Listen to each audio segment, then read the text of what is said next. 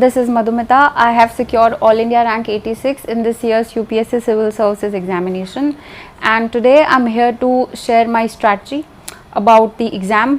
तो मैं अपनी जो अभी मैं आपको स्ट्रैटेजी बताऊंगी उसको मैं जैसे अपने एग्ज़ाम के स्टेजेस होते हैं प्रीलिम्स और फिर मेंस में भी ऐसे, उसके बाद जीएस के पेपर्स और फाइनली ऑप्शनल, तो इन सब पार्ट्स में मैं डिवाइड करूँगी। सबसे पहले स्टार्ट करते हैं देखिए प्रीलिम्स से। प्रीलिम्स में मैंने क्या किया, सबसे पहले क्योंकि मैं 2 अटैम्प्ट्स तो पहले दे ही चुकी थी, इस टाइम मैंने अपनी स्ट्रैटेजी को थोड़ा मॉडिफाई किया। सेल्फ स्टडी तो की ही, बट साथ में एक मेजर चेंज था टेस्ट सीरीज़ को अटैम्प्ट करना। तो टेस्ट सीरीज़ में क्या है कि जैसे मैंने विजन आईएएस की टेस्ट सीरीज़ ली थी, तो इसमें टेस्ट सेंटर पे जाके आप टेस्ट दो और अपने रूम पे भी टेस्ट करिए।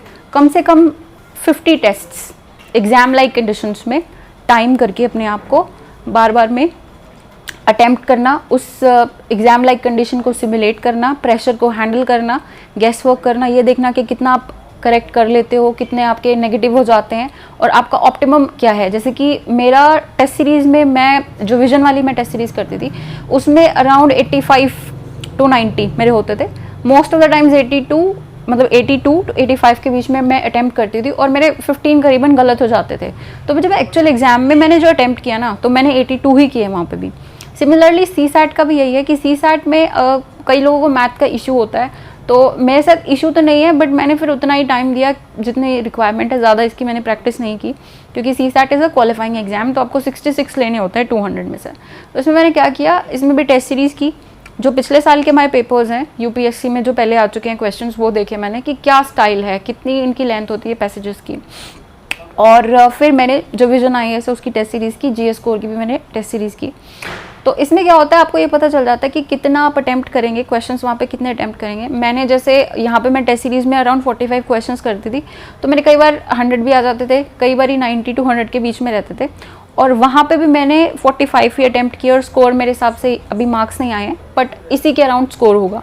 तो प्रीलिम्स का for CSAT also and GS paper also क्या करना है कि टेस्ट सीरीज़ को फॉलो करिए। जब मैं कह रही हूँ टेस्ट सीरीज़, तो मैं ये कह रही हूँ कि जो सिलेबस वो आपको देते हैं और जिस टाइम स्पैन में वो आपको कह रहे हैं, उसी डेट पे जाके आपने वो टेस्ट देना है उस पूरे सिलेबस को कंप्लीट करके।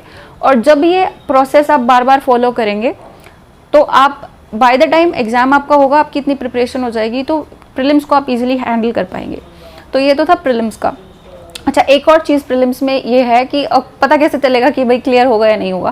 तो देखिए 100+ अगर आपका स्कोर आ रहा है ना कंसिस्टेंट बेसिस पे, जैसे मेरा भी ओपन मॉक में भी 100+ रहता था, और जो बाकी के रेगुलर टेस्ट होते हैं फुल लेंथ वाले या फिर जो आपके स्टैटिक वाले होते हैं ना, स्टार्टिंग के जो टेस्ट होते हैं, तो उसमें भी हमेशा मेरा 100+ रहता था। एक आधा कोई आर्ट एंड कल्चर का टेस्ट रहा होगा जिसमें शायद 90 से मेरा 90 to 100 के बीच में स्कोर रहा, बाकी 100+ रहता है। But this was my 3rd attempt, तो मेरा 100+ रहता था। जो पहले अटैम्प्ट में है या सेकंड अटैम्प्ट में, उनको हो सकता है कि 80 to 90 भी रहे, तो प्लीज़ डू नॉट पैनिक। मेरे को भी टेलीग्राम पे बहुत सारे मैसेजेस आते हैं कि 60 to 70 पे स्कोर है, 80 to 90 पे स्कोर है, तो प्लीज़ डू नॉट पैनिक, क्योंकि जो टेस्ट सीरीज़ आप कर रहे हो ना, ये टेस्ट सीरीज़ आपका सिर्फ बेसिस है इन्फॉर्मेशन गैदर करने का। आप जो इन्फॉर्मेशन यहाँ से गैदर करेंगे वो एज अ बेस सर्व करेगा आपके लिए ऑप्शंस को एलिमिनेट करने के लिए फाइनल जो आप एक्चुअल एग्जाम दोगे। तो ये सिर्फ अभी आपकी प्रिपरेशन चल रही है। इससे ये नहीं सोचना कि मेरे 70 मार्क्स आ रहे हैं, मेरे 80 मार्क्स आ रहे हैं, तो मेरा तो गया पानी में अटैम्प्ट, ऐसा नहीं होता है। आप देते रहिए टेस्ट, आपकी प्रैक्टिस अच्छी हो जाएगी, सिलेबस कंप्लीट हो जाएगा, रिविजन हो जाएगी, आप प्रेशर को हैंडल कर पाएंगे और अच्छे परफॉर्म कर पाएंगे एग्जाम में। तो जो टेस्ट सीरीज़ है, just take it as a learning experience and do not think कि अगर इतने कम नंबर आ रहे हैं तो मेरा नहीं होगा वहाँ पे। तो ये था प्रीलिम्स के बारे में। अब चलते मेंस में। देखिए मेंस में हमारे 3 पार्ट्स में मैं डिवाइड करूँगी इसमें, ऐसे, उसके बाद आपके जो जीएस के पेपर्स होते हैं, और फिर आपका फाइनली होता है ऑप्शनल। ऑप्शनल था मेरा हिस्ट्री, उसके बारे में बाद में बात करेंगे। पहले बात करते हैं ऐसे के बारे में। देखिए मैंने पहले जो मेंस का दिया था 2017 में, मेरा क्वालिफाई नहीं हुआ था, तो उसमें क्या, मैंने एक भी ऐसे नहीं लिखा। मेरी स्कूल टाइम से इंग्लिश पे काफ़ी कमांड थी, तो मैं न्यूज़पेपर्स पढ़ती थी, टाइम्स ऑफ इंडिया, उसके बाद द हिंदू पढ़ा, तो लैंग्वेज पे मेरा मतलब है, इतना कमांड है। फिर मुझे इस बात का थोड़ा प्राउड फीलिंग आती है ना कि हाँ मुझे आता है, ऐसा कुछ था, वो बैकफायर किया मेरे लिए। मैंने कोई ऐसे लिखा ही नहीं, पेपर में जाके मैंने ऐसे लिखा। इवन देन आई गॉट 121, जो कि कुछ ज़्यादा अच्छा स्कोर नहीं था, ज़्यादा बुरा भी नहीं था, ठीक ठाक था। और मुझे लगा कि अगर 121 आ सकते हैं विदाउट एनी सीरियस प्रिपरेशन, तो अगर प्रिपरेशन करूँगी मैं इसकी अच्छे से, टेस्ट सीरीज़ लगाऊंगी और अच्छे से प्रिपरेशन करूँगी, तो मेरा काफ़ी अच्छा स्कोर हो सकता है। तो 2018 में तो खैर प्रीलिम्स से ही बाहर हो गई थी। तो 2019 वाले अटैम्प्ट में एक्चुअली द टाइम केम जब मुझे ऐसे पे फोकस करना था। तो इस साल मैंने क्या किया, जैसे मैंने पहले भी बताया अपने पहले की जो मैंने वीडियोज़ की हैं, कि मैंने पूरे साल की टेस्ट सीरीज़ ली थी जीएस कोड की मेंस के लिए, जीएस पेपर्स के लिए। तो उसमें ऐसे के स्पेसिफिक टेस्ट्स होते थे। अब उनमें मुझे ये पता चल गया कि इशू क्या है मेरे साथ।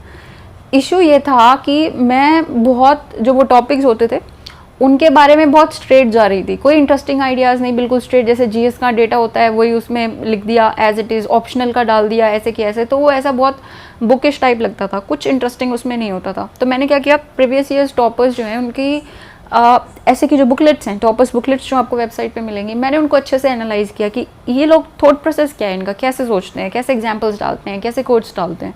तो एक चीज़ तो वो, तो मेरा जो टेस्ट सीरीज़ में स्कोर रहता था एसए में, वो रहता था 116 117 के आसपास, जो कि ठीक ठाक स्कोर है, ज़्यादा अच्छा नहीं है।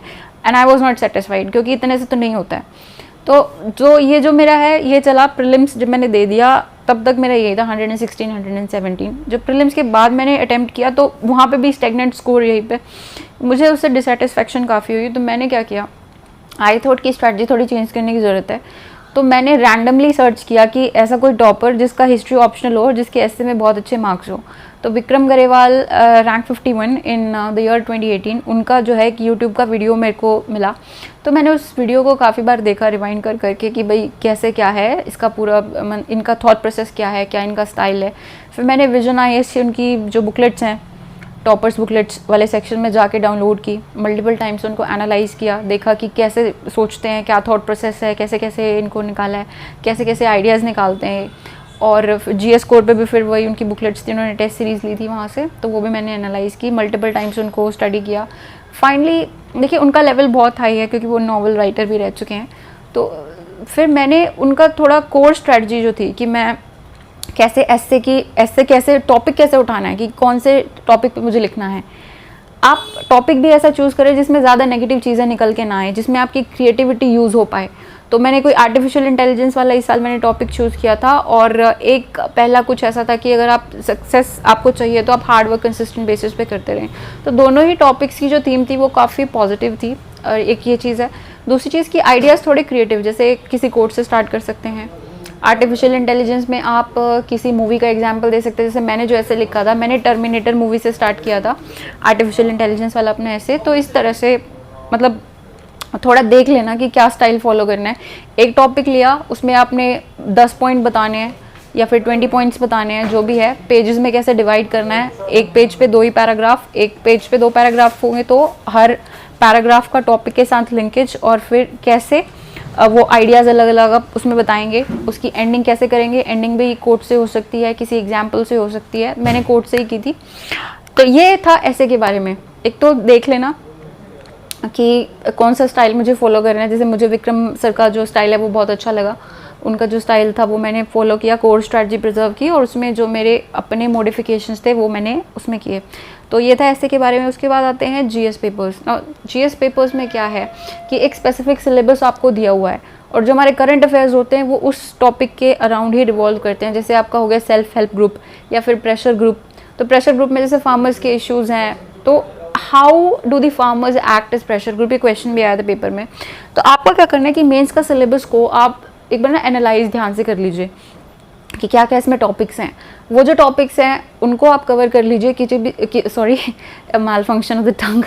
तो किसी भी कोचिंग इंस्टीट्यूट की बुकलेट्स, जैसे मैंने वाजीराम की बुकलेट्स उठाई, विजन की बुकलेट्स उठाई, तो उनमें से मैंने सिलेबस कवर किया। जो टॉपिक्स हैं, सेल्फ हेल्प ग्रुप्स हैं, जैसे गवर्नेंस सेक्शन में आपके हैं टॉपिक्स, सेल्फ हेल्प ग्रुप्स हो गया, प्रेशर ग्रुप्स हो गया, पॉलिटी की जो बुक्स है, पॉलिटी के जो टॉपिक्स है वो लक्ष्मीकांत से कर लिए। वाजीराम पे गवर्नेंस पे बुकलेट आती है, उसमें से टॉपिक्स कवर किए। फिर सोशल जस्टिस की भी उन्हीं की है। डिजास्टर मैनेजमेंट की विजन की बुकलेट से पूरा सिलेबस कवर कर लिया, plus integrating the current affairs. वो करंट अफेयर्स कहाँ से इंटीग्रेट किए, विजन की जो मैंने मंथली मैगजीन तो पढ़ी थी प्रीलिम्स के लिए भी। मेंस के लिए मैंने क्या किया था, 365 आते हैं इसके मेंस 365। कुछ तो आपका पहले का जो पूरा साल का होता है वो, और बाद में जो 2 महीने थे जुलाई और अगस्त के, वो उन्होंने बाद में अपडेट किए थे। तो करंट अफेयर्स मैंने जो स्पेसिफिकली मेंस के थे वो मैंने यहीं से किए थे।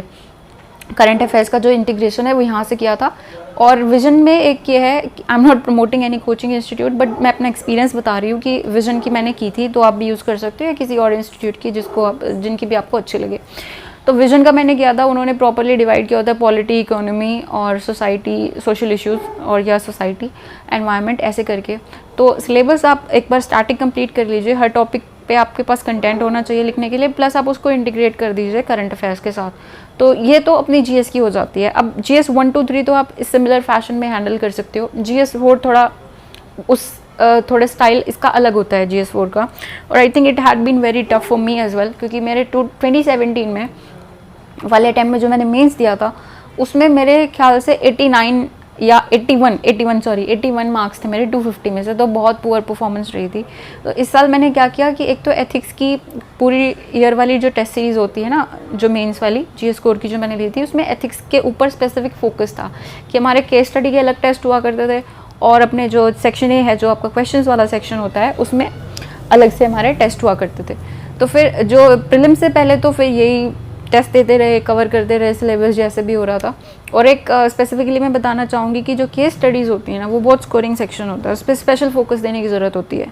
तो मैंने क्या किया था, मैं पीजी में रहती थी मुखर्जी नगर में, तो मेरे 2-3 गर्ल्स थी जो मेरे ही फ्लोर पे रहती थी, उनके साथ मैंने ग्रुप बना के जो प्रीवियस ईयर्स के यूपीएससी की केस स्टडीज़ हैं उनको हम डिस्कस करते थे कि सोल्यूशंस निकाल लिए। थोड़ा डाइवर्स ओपिनियन जब हो जाता है कि एक बंदा कुछ बता रहा है, दूसरा कुछ बता रहा है, तो आपके पास काफ़ी व्यू पॉइंट्स हो जाते हैं। और मुझे लगा कि इससे मेरा जो एक होराइजन है वो ब्रॉडन हो जाएगा, डाइवर्सिफाइड आइडियाज़ मेरे पास आ जाएंगे। एक चीज़ केस स्टडीज़ के लिए ये की थी। दूसरी मैंने ली थी जीएस कोर की बुकलेट और विजन की बुकलेट, केस स्टडीज़ की स्पेसिफिकली, और उनका मैंने स्टाइल एनालाइज किया था कि वे कैसे एक केस स्टडी को अप्रोच करते हैं, कैसे वो उनको सॉल्व करते हैं, क्या उसका प्रोसेस रहता है। तो प्रीलिम्स तक तो मेरा यही चला था। फिर प्रीलिम्स के बाद मैंने क्या किया, जब प्रीलिम्स दे लिया उसके बाद क्या किया, केस स्टडी अलग टेस्ट सीरीज़ एथिक्स की स्पेसिफिकली ज्वाइन की थी, जिसमें 6 टेस्ट थे। तो वो मैं टेस्ट देती रही, और टेस्ट के साथ साथ अपना सिलेबस, जैसे हर एक टेस्ट का स्पेसिफिक सिलेबस होता है, तो वो मैं सिलेबस वहाँ से कवर करती थी, टेस्ट अटैम्प्ट करती थी। And I would like to mention कि जो मैं टेस्ट देती थी उनमें मेरा स्कोर बहुत अच्छा नहीं था, और ये काफ़ी डिमोटिवेटिंग भी था। बट मैं एक तरह से ये भी हो गया कि there is a lot more to do and there is a long way to go, बहुत कुछ इम्प्रूव करने के लिए है। तो फिर मैं वो करती रही। फर्स्ट टेस्ट जो मैंने दिया था उसमें तो मेरे 61 मार्क्स थे 250 में से, और छूट भी बहुत सारा गया था। मतलब ये लगा लीजिए आप 50 नंबर का तो छूटता ही छूटता था हर पेपर में। और टेस्ट सीरीज़ का सबसे जो इम्पॉर्टेंट लेसन जो होता है ना, वो आपको ये पता चल जाता है कि आपकी लैगिंग कहाँ है, लैग बिहाइंड कहाँ कर रहे हो, स्पीड अच्छी नहीं है, कंटेंट अच्छा नहीं है, और टाइम पे आप मतलब प्रेशर को हैंडल नहीं कर पाते हो, आइडियाज़ आपको नहीं आते, आपको ये पता चल जाता है। जब मैंने ये सारी टेस्ट दिए, मुझे ये चीज़ पता चल गई कि मेरे साथ जो इशू है ना, वो कंटेंट का इशू है, स्पीड का इशू नहीं है और प्रेशर का इशू नहीं है, आइडियाज़ मुझे आ जाते हैं। तो अगर मेरा कंटेंट प्रिपेयर है ना, तो मेरा पेपर नहीं छूटेगा। और दूसरी बात, क्योंकि मेरा एस्से का भी टाइम से ज़्यादा 3 घंटे का टाइम होता है आपके पास एस्से का, मेरा कभी 3 घंटे में पेपर पूरा होता ही नहीं था। यहाँ पे हमेशा 3.5 घंटे 4 घंटे ऐसे लगते थे। तो मुझे पता चल गया था कि टाइम ज़्यादा ले रही हूँ, क्योंकि कंटेंट को सोचने में मुझे टाइम लग रहा है। और इसी चीज़ से मैंने अपने दिमाग में बिठा लिया कि अगर पेपर छूटा, पेपर अगर इनकम्प्लीट रह गया, तो तुम रेस से बाहर हो। ये मैं अपने आप को बार बार बोलती रहती थी। तो इससे करके क्या हुआ कि जब मैंने एक्चुअल एग्ज़ाम देना, मैंने कोई क्वेश्चन नहीं छोड़ा, एक भी क्वेश्चन नहीं छोड़ा, क्योंकि ये दिमाग में बैठा हुआ था कि अगर क्वेश्चन छूटा तो you are out of the race. तो टेस्ट सीरीज़ का एक तो ये बेनिफिट होता है। और थोड़ा मैं डाइवर्ट करके टेस्ट सीरीज़ के बारे में बताने लगी आपको। हम बात कर रहे थे GS 4 के बारे में। तो केस स्टडीज़ के बारे में मैंने बता दिया कैसे हैंडल करना है, टेस्ट सीरीज़ का क्या है। अब आती है सिलेबस की, GS 4 का सिलेबस कैसे कवर किया जाए। देखिए, एक स्पेसिफिक सिलेबस तो आपको दिया ही हुआ है, उसको आप कैसे करेंगे, लेक्सिकन से कर लीजिए। और वाजीराम की बुकलेट भी मैंने की थी, क्योंकि इसमें कुछ स्पेसिफिक टॉपिक्स होते हैं, उसमें प्रॉपर बुलेट फॉर्मेट में आपको दिया हुआ है, बहुत स्पेसिफाइड इन्फॉर्मेशन होती है जो एज इट इज़ आप एग्जाम में यूज़ कर सकते हो। अपार्ट फ्रॉम दैट आपकी सेकेंड ARC है। इस साल हमारे क्वेश्चन भी आया था डायरेक्टली जो ARC से पिकअप किया हुआ था कि सिविल सर्वेंट्स जो ऑनेस्ट मिस्टेक कमिट करते हैं उनको कैसे सेव किया जाए। तो ये इनके ARC में ना रिकमेंडेशंस एक पेज पे दी हुई हैं, 8-9 करके दी हुई हैं। अगर उनमें से 5-6 भी आप याद कर पाओ ना, तो आप लिख दो पेपर में, तो बहुत अच्छे मार्क्स आपके आ सकते हैं। तो ARC में से डायरेक्टली क्वेश्चंस पिकअप होते हैं। आप ARC के पढ़ सारा लीजिए, ARC को काफ़ी मतलब ज़्यादा बल्कि नहीं है, बट काफ़ी डिटेल्ड है। एक बार आप उसकी रीडिंग लगा लीजिए, 1-2 बार जैसे भी है। एंड में आपको क्या करना है, बॉक्सेस बनाए हुए हैं रिकमेंडेशंस के खाली, और एंड में भी दी हुई हैं रिकमेंडेशंस, आप उनको लर्न कर लीजिए। एग्जाम में आपको रिकमेंडेशंस ही याद करके जानी है और वही लिखनी है, उससे ज़्यादा ARC में आपको कुछ नहीं करना है। फिर एक चीज़ और थी कि जो सेक्शन ए होता है क्वेश्चंस वाला, अब इसमें क्या है कि लेक्सिकन में आपका कंटेंट तो बहुत है, बट वो ऐसा नहीं है कि आप उसको पेपर में लिख दो, वो आंसर के फॉर्मेट में नहीं है, बट अंडरस्टैंडिंग पर्पज़ के लिए अच्छा है। तो इसके लिए मैंने क्या किया था कि इनसाइट्स की कंपाइलेशन आती हैं, इनसाइट सिक्योर की कंपाइलेशन आती है मंथली, तो उन मंथली कंपाइलेशंस को मैंने अपना डाउनलोड किया लैपटॉप पे, PDF फॉर्मेट में वो होती है। मैंने उनको मल्टीपल टाइम्स क्वेश्चन देखा, आंसर उनका पढ़ा, उनमें प्रॉपर डेफिनेशन होती है। जैसे इमोशनल इंटेलिजेंस है, बुक में शायद आपको 70 डेफिनेशन मिलेंगी बट प्रॉपर ना हो, उस कंपाइलेशन में प्रॉपर थी इमोशनल इंटेलिजेंस की डेफिनेशन, और कैसे सिविल सर्वेंट उसको यूज़ कर सकता है। लेक्सिकन में आपके पास बहुत सारी चीज़ें होंगी, बट वो नहीं है कि उसी फॉर्मेट में आप एग्जाम में लिख पाओ, बट जो ये कंपाइलेशन थी इसमें एग्जैक्टली उसी फॉर्मेट में लिखा हुआ था, तो काफ़ी उससे हेल्प हुई थी। ये GS4 की स्ट्रैटेजी। अब बात करते हैं ऑप्शनल के बारे में। तो ऑप्शनल के बारे में क्या है, सबसे पहला कि ऑप्शनल हिस्ट्री, मेरा हिस्ट्री था, तो मैंने हिस्ट्री क्यों चूज़ किया। देखिए, when I was in Delhi 2015 में, जब मैं प्रिपेयर कर रही थी, और तो इस इंस्टीट्यूट में मैं जाती थी, वहाँ पे मेरी एक क्लासमेट थी नेहा, और उनका ऑप्शनल था हिस्ट्री। तो we used to sit together and she would often discuss की हिस्ट्री इतनी इंटरेस्टिंग, ऐसे ऐसे करके, मतलब काफ़ी interesting, she made history look like very interesting for me. तो मैंने क्या किया कि खुद से मैंने पढ़ना स्टार्ट कर दिया एंशिएंट हिस्ट्री की, ओल्ड NCERT, मेडिवल की सतीश चंद्रा, और जो भी बुक्स हैं बेसिक GS लेवल की जो बुक्स होती है, ऑप्शनल की नहीं, GS लेवल की, तो वो मैंने जब पढ़ी ना, मुझे भी इंटरेस्टिंग लगी वो। और ऐसे ऐसे करके जब एक साल मेरा बीत गया वहाँ पे, तो मेरे को क्या दिखा कि एंशिएंट के मेरे नोट्स बन गए NCERT के पूरे, और मैंने मेडिवल भी पढ़ ली। उसके बाद मैंने मॉडर्न इंडिया तो मेरी लगभग हो गई थी, क्योंकि ज़्यादा फ़र्क नहीं है GS में और ऑप्शनल वाला जो सिलेबस है उसमें ज़्यादा फ़र्क नहीं है। स्पेक्ट्रम ही मैंने यूज़ की थी प्लासी टू पार्टीशन के अलावा अपने ऑप्शनल के लिए भी। तो एक ये चीज़ थी इंटरेस्ट, दूसरी चीज़ सिलेबस कंप्लीट हो गया था काफ़ी। तीसरी चीज़ क्या थी, हिस्ट्री का क्या फ़ायदा है। देखिए, एस्से में नंबर 1, एस्से में आपके पास बहुत सारे एग्जाम्पल होते हैं। दूसरी चीज़ ये होती है कि जो GS के पेपर्स हैं, like this year we had a question GS3 में और GS2 में सॉरी क्वेश्चन था डेवलपमेंटल इंडस्ट्री के बारे में, कुछ डेवलपमेंटल सेक्टर के बारे में कुछ था। तो इंडिया के डेवलपमेंटल डिस्कोर्स पे बताना था और कोलैबोरेशन बिटवीन द सेक्टर्स बताना था। तो मैंने वहाँ पे, क्योंकि इसकी क्वेश्चन की ना कई सारी इंटरप्रिटेशन होती है, ये क्वेश्चन था GS2 में जिसमें सोशल जस्टिस, पॉलिटी, गवर्नेंस ये सब होता है। तो वहाँ पे जब मैंने डेवलपमेंटल डिस्कोर्स की बात आई ना, मैंने बॉम्बे प्लान को कोट कर दिया कि प्राइवेट सेक्टर का मिनिमम रोल और गवर्नमेंट सेक्टर का ज़्यादा रोल, और वो कैसे चेंज हो रहा है। वो अभी कॉर्पोरेट सेक्टर में जैसे कॉर्पोरेट सोशल रिस्पॉन्सिबिलिटी है, पब्लिक प्राइवेट पार्टिसिपेशन है, अपने सेल्फ हेल्प ग्रुप्स हैं और NGOs हैं, ये सब है, तो वो कैसे आ रहे हैं। तो एक हिस्टोरिकल जो उसका बैकग्राउंड है वो दे देना। नंबर 1 कि GS में भी आपको ये हेल्प कर देता है। नंबर 1 चीज़ मैं बताऊँ कि GS में कैसे हेल्प करता है, तो मैंने क्वेश्चन का एक आपको एग्जांपल दे दिया। दूसरी चीज़, GS1 की जो सिलेबस है उसमें 85% सिलेबस जो आता है, 85% क्वेश्चन जो आते हैं वो हिस्ट्री के ही तो आते हैं। वर्ल्ड हिस्ट्री उसमें है, मॉडर्न इंडिया है, आर्ट एंड कल्चर है, मेडिवल भी है, तो ये सब आपको कंपल्सरीली कवर करना होता है। तो मैं अपना सिर्फ एफर्ट सेव कर रही थी कि अगर मैं GS1 के लिए तो हिस्ट्री पढ़ ही रही हूँ, क्यों ना ऑप्शनल में इतना कवर कर लिया जाए।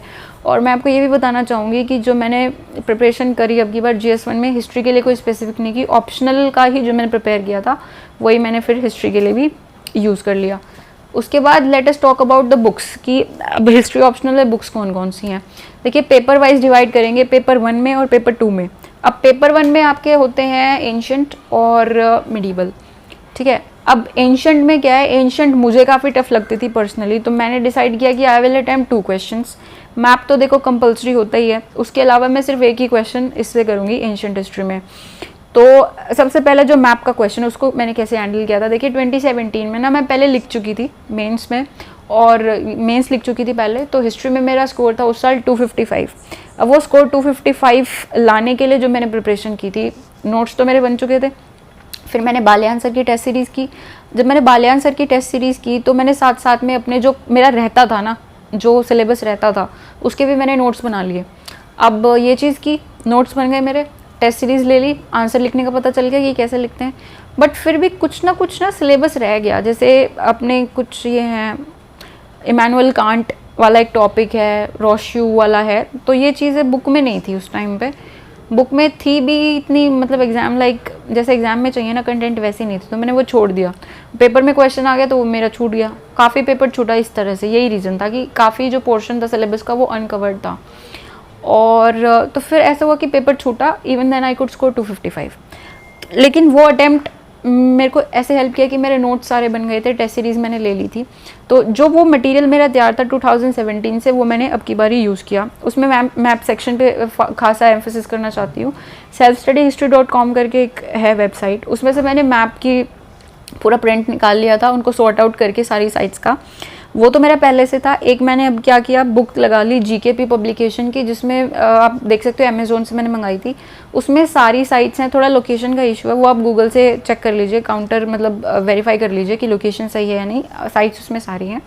तीसरी ओल्ड एनसीईआरटी, जो मैंने 2017 में जब प्रिपरेशन करी थी तभी मैंने ओल्ड एनसीईआरटी से भी जो एंशिएंट किया है वहाँ से साइट्स निकाली थी।